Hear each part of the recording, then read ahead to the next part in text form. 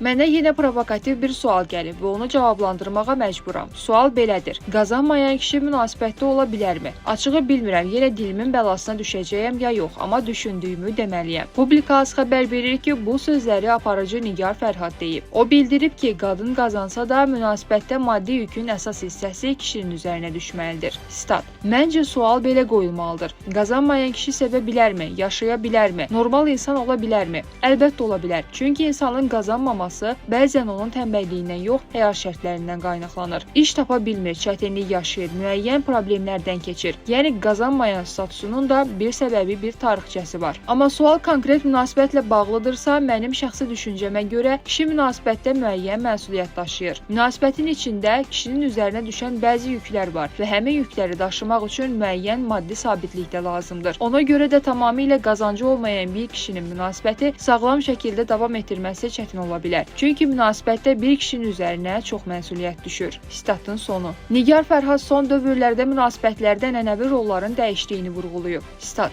qadına diqqət göstərmək, onun müəyyən ehtiyaclarını qarşılamaq kişinin üzərinə düşən məsuliyyətdir. Təbii ki, qadının da öz məsuliyyəti var. Qadın özünü təmin edə bilər, işləyə bilər, qazanar. Amma qadının vəzifəsi kişini saxlamaq deyil. Kişinin isə qadına qayğı göstərməsi, onu xoşbəxt etməyə çalışması münasibətdə vacib amillərdəndir. Buna görə də qazanmayan bir kişinin münasibəti sağlam şəkildə davam etdirməsi çətin olur. Çünki maddi imkan olmayanda qadını xoşbəxt etmək də çətinləşir. Statın sonu.